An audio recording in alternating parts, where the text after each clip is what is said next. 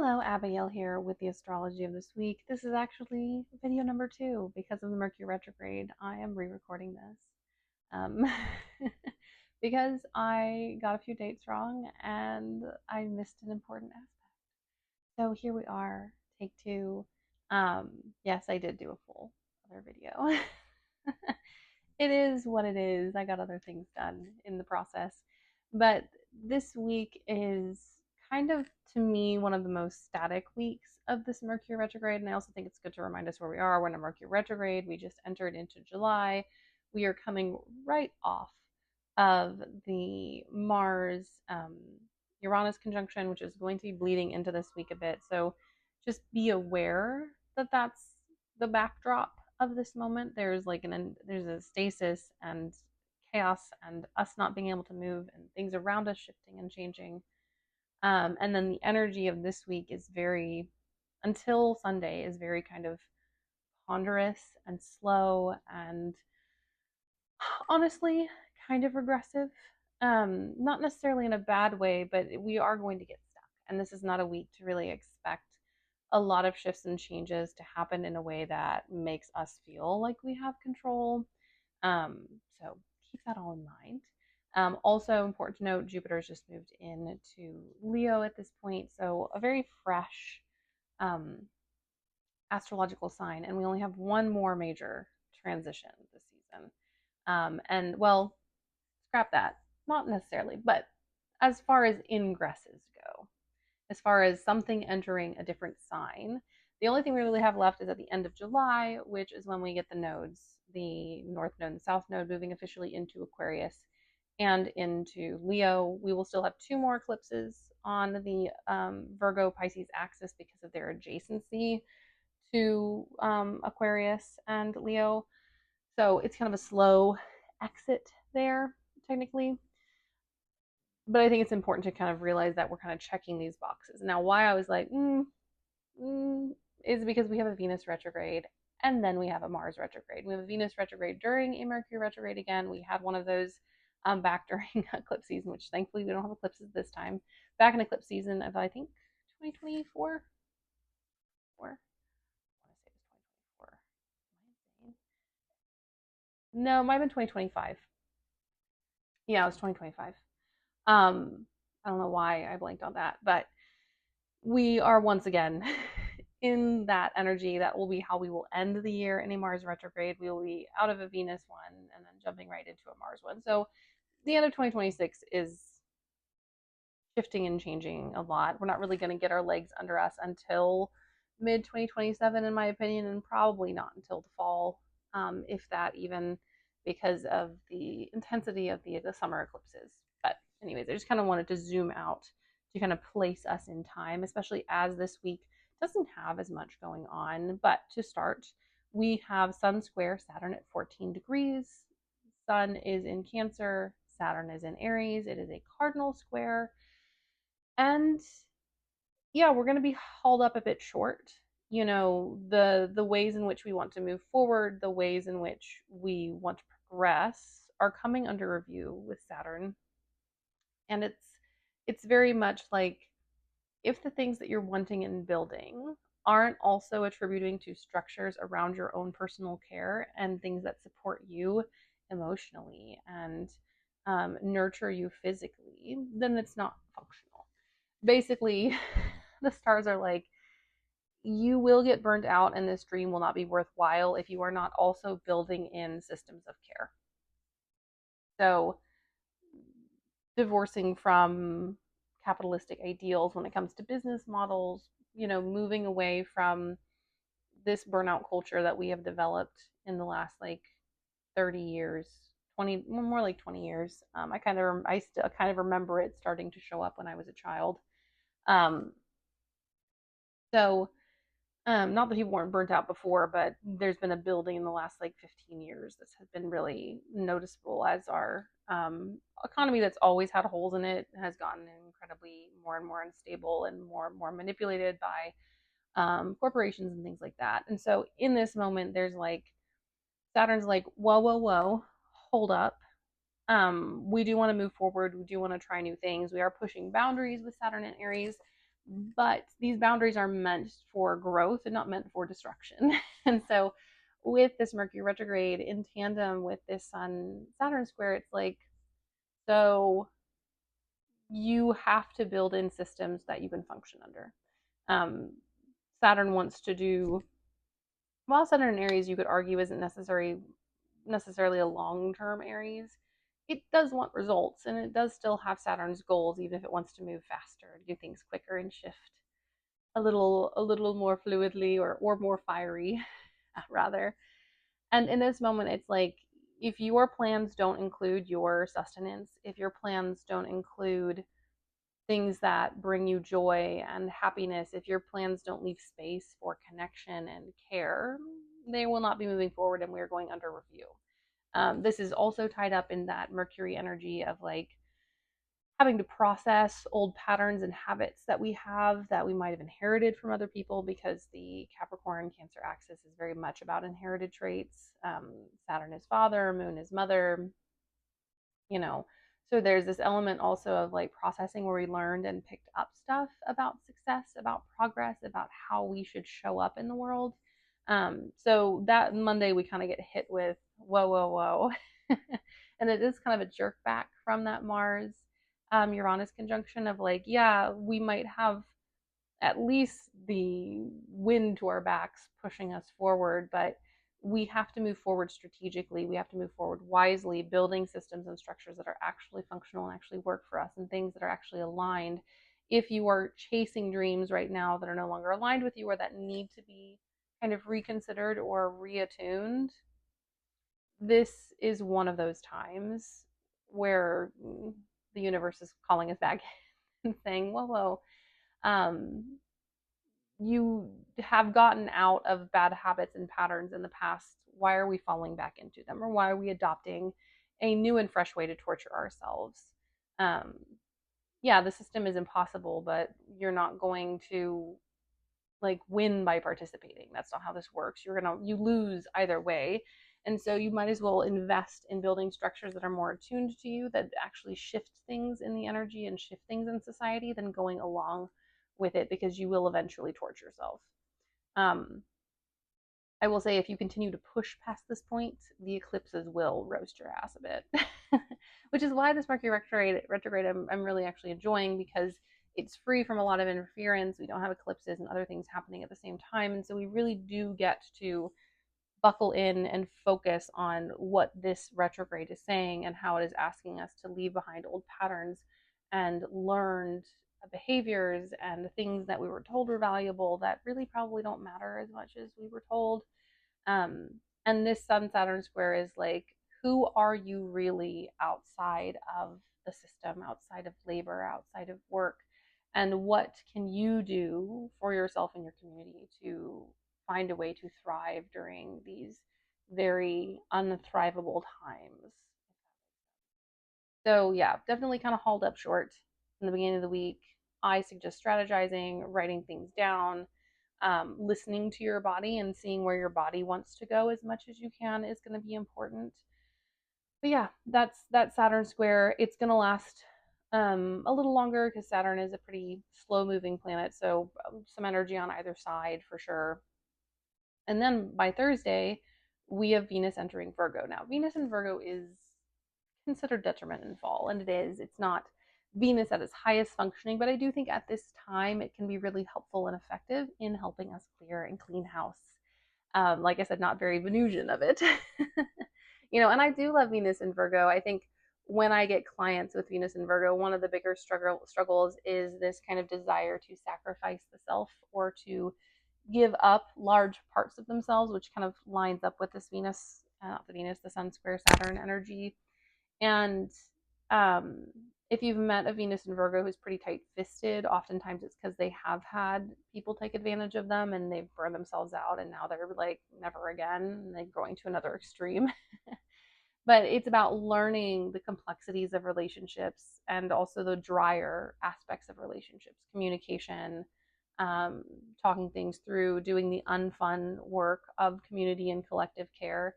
I think the hard part is that they can end up feeling very isolated in that work, because not everyone's willing to participate, and it can end up with some unhealthy self-sacrificial behavior that's not technically their fault. You know, other people aren't doing things and they're trying to fill the gaps, and then an unstable dynamic happens. So this is the energy we're moving into. It's not necessarily the best for love and relationships if we're talking about, you know, the first blush of romance and all this connection, although not necessarily a bad time, especially if you're thinking long term, because it does require you to kind of get down to the nitty gritty and to be practical about romance in a system that likes to, especially like with cis relationships, to glorify and romanticize in order to uphold the patriarchy. And this is someone who is very like romantic in a traditional way. So take it from I am not embittered. I have some traditional, I don't like using traditional values because it makes me sound like I'm MAGA or something. But I do have like more traditional desires. But what I'm saying is like this kind of pulls that over romanticizing mask off and forces you to look at what you actually need in a relationship. This includes finances, this includes values and compatibility of values. And if you are willing and capable to grow with someone, like you are, of course, dating the person that who they are at the moment, but like if they grow, if they change, are you also able to do that and vice versa? And so while this isn't necessarily the and this can go for relationships too. This is not like the roses and the and the perfume and the scents and all those things. This is very much like, should we have a shared bank account? What are the practicalities moving forward? If you met your partner or meet your partner under this, there will always be an element of this. And if this element is something that's always avoided and you have this signature, then something in the relationship is not right. I'll just tell you this. If there's avoidance around this and you have a Virgo Venus ruling your meeting, yeah, uh, then something in this relationship is not quite right. Because a Virtus, because embodying the Vigo Virgus, the Venus in Virgo, Jesus, this retrograde is frying my dyslexia. Um, the Venus in Virgo is about that practicality, is about that kind of, you can still have love and romance and all these wonderful things, but you do have to be realistic about it in a world that we're in. Can the person you're with handle and manage who you are? And can you handle and manage who they are on your worst days? It's asking the hard questions, which can make people a bit allergic to Venus and Virgo, and it can make it hard to start a relationship because all my Venus and Virgo people are like, well, all of these boxes are checked, and everyone's like, where's the romance? And it's like, a lot of Venus and Virgo folks are in utilitarian relationships. If that's what they want, that's great. But I do find when I talk to them, it can be harder for them to find a balance between romance and utility, which I think is better for longer term relationships. Anyways, my spiel about Virgo and Venus and Virgo, never mind. But what's really interesting about this ingress is we go straight into a conjunction with the South Node and straight into a trine with Chiron. And that was the thing that I missed. Besides also missing the Kazemi at the end of the week, which was a big no-no. But this seems really important because we are stripping away and getting down to brass tacks with the past, with things that have gone by already, with places where we might have felt secure. You might now feel insecure, especially in earth signs. I've definitely been feeling insecure about some stuff. Um, but especially where it falls in your chart, there can be a stripping away of things that can make us feel more vulnerable, that can make us feel more kind of out in the open and as a target for other people. We might be a little more hypersensitive, especially around this time, because the South Node is a sensitive spot. It's an accumulation of energy. It's the place where a lot of stuff that we haven't processed tends to go. And Chiron is also a place where we're forced to process trauma. And so this trine combined with Venus, a lot of relational trauma is going to come to the surface, whether it's because of a relationship you're currently active in, friends, family, romantic partner, or because of a destroyed relationship, friends, family, romantic partner. These themes are going to be coming up and resurfacing. Now, it is an opportunity to let go and to purge it. And I would encourage you to do so. Like, allow the sadness and the pain and the rage and the anger, let it all go, because that's the only way we kind of move towards the north node, which nicely we will also have a sextile too.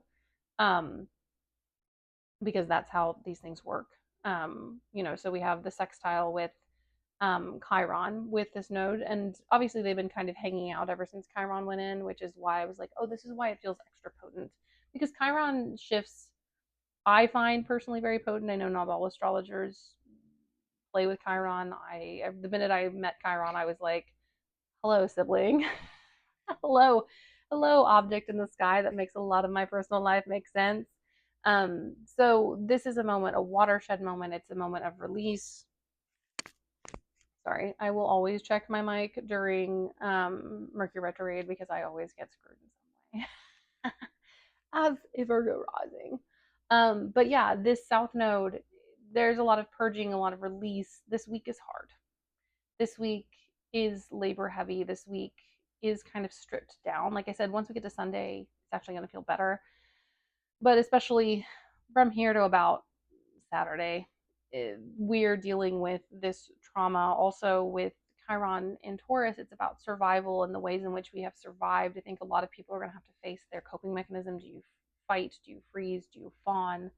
Um, do you um, do a combination of those?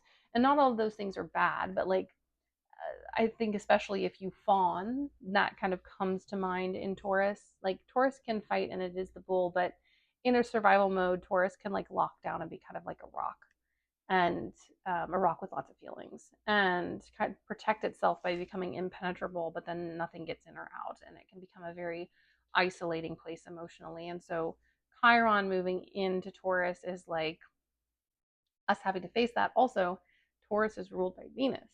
So this is all very deeply interconnected, and we will be asked to face the ways in which we have betrayed others, face the ways in which others have betrayed us, face the ways in which others have particularly put our survival at risk. You've had a partner who's endangered you or has been the reason you are in danger, or a friend or a family member. This is going to come to the surface.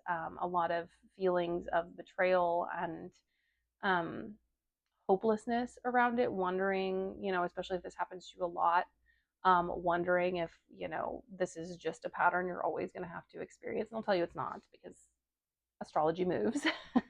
But it is something we have to face, and it's something we have to deal with. And with the South Node, this is also very past life based. So if you've had any karmic contract with someone who did not fulfill the contract, that kind of languageless sadness that can come from past life disappointments, where we don't really have the memories to attach to the feeling. And yet there is a deep sadness there of being like, oh, if only we could have figured it out, if only my parents had been better, if only that person who I loved could have actually loved me more fully and fulfilled our karmic agreement. Those things are going to be coming up pretty hot and heavy, and not hot and heavy, hard and heavy. It's not hot and heavy. I mean, unless you're a bit of a masochist.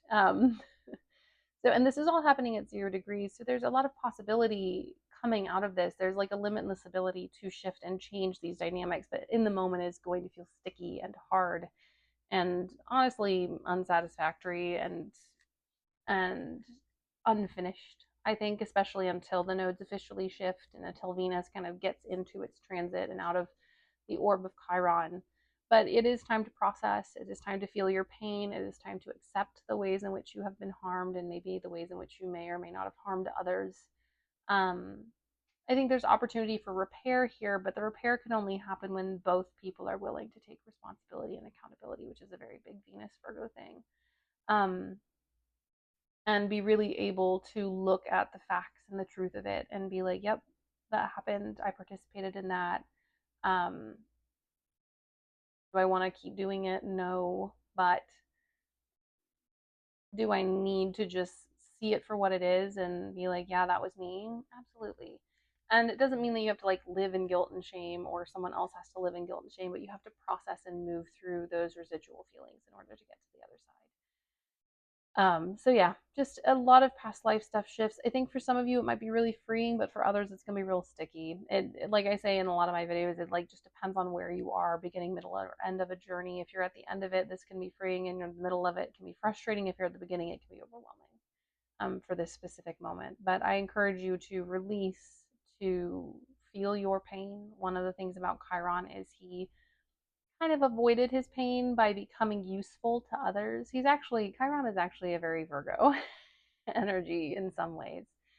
Um, he harnessed his pain and his suffering to push him to achieve and to um, move to greater heights and to find acceptance and community through his functionality.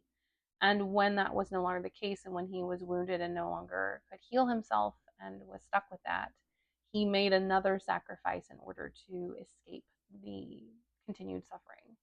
And so, in this, when we face a Chiron wound, it is about facing the parts of ourselves that we don't like.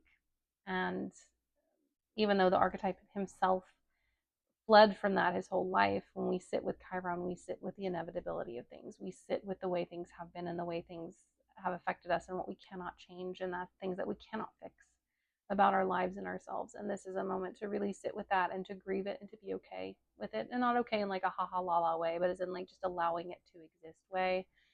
Um, but it's heavy and it's hard. And I think that's something we should respect. And I think there can be a lovely victory. And I think this is actually teeing us up for a really beautiful revelation with the Mercury Kazemi on Sunday. 100%. But it is just that moment of like sadness and recognition before we reach another attainment, move through another level, press forward on this journey. This week is very much about rearranging and reconsidering. It's very heavy into this Mercury retrograde energy. Also, I always find the time before the Kazemi, because there's always a Kazemi and a Mercury retrograde with the way the sky is set up. Before the Kazemi, this is just the energy anyways, and then we get this. So just know it's kind of doubled down. Allow yourself to feel your feelings and know that this is not forever. This is just now. This is us readjusting, and it might feel like you're taking steps backwards, but what's really happening is we're just stopping, slowing down, and taking stock of things and removing things and releasing things in order to move forward. So we're not necessarily, we might lose a little time, but we're not losing any ground. And keep that in your perspective as we go through this. Then Sunday, sigh of relief. We get the Mercury Kazemi at 20 degrees of Cancer.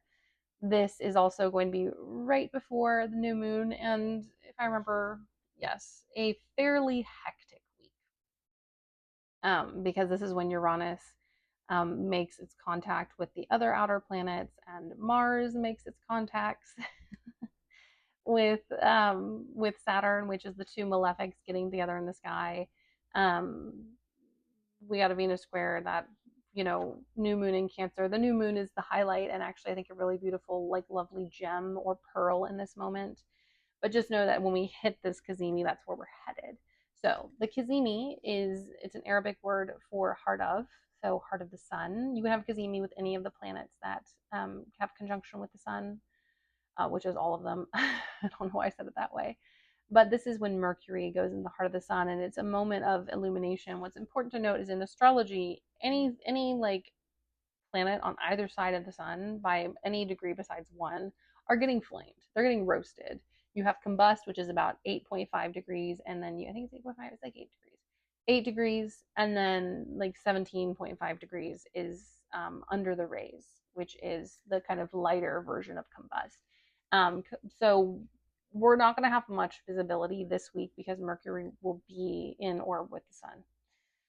But once it hits that Kazemi, it's like a clarity. It's like being in the eye of a storm and kind of getting a broader perspective on things. This is a day where I find Kazemis can be either as big or as small as they need to be. I've had some really like dramatically life-changing moments on Kazemis, and also I've just had like a really fun, cool conversation with someone on a Kazemi. Especially it's the Mercury retrograde ones that I find are the most impactful. And those are the ones that I do find tend to be more like, oh, you look up a date years later and you're like, oh, that was on a Kazemi.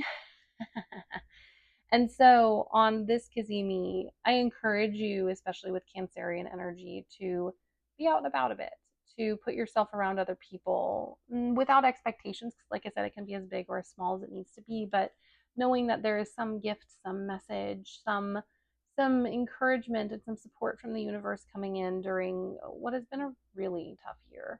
And while I can see the positive and I feel the positive energies of this Mercury retrograde, doesn't mean it's easy. Doesn't mean it's fun.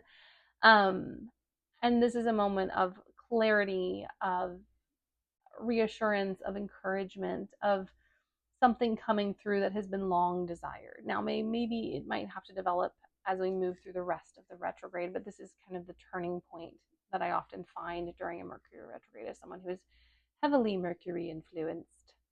So I encourage you to be out and about on this day to, meditate or ask for messages or signs from spirit because this is kind of the perfect time. But really soaking in the beneficness of this moment. Cancer it can be harsh, it can be um, crab like, but it also has the archetype of care and support. And that is something that I think we will find with the blessing of the sun in this moment. And, knowing that next time we get this, um, we pass through with another Kazemi, I'm pretty for sure we're headed into eclipse season. Shoulda, woulda, coulda. Let's see. Where is that Kazemi hiding in my? I'm pretty for sure it's up by the eclipses. I have this burning feeling that it's up by the eclipses. Wherefore art thou, little Kazemi? I don't know. I don't see it. I probably just missed it. Um, Hidden in my notes somewhere, but it's definitely on, the other side of this, and, you know, moving into this um, eclipse energy. So this is kind of your time to soak in this energy before we hit the eclipses, to get the visibility and the knowledge that you need to move forward and to shift ahead in your journey. Um, and like I said, it's kind of a bright spot. This, and then I think the Cancer new moon is on Tuesday the week after this, and then there's that moment, which will be nice. But all around it, there is a lot happening.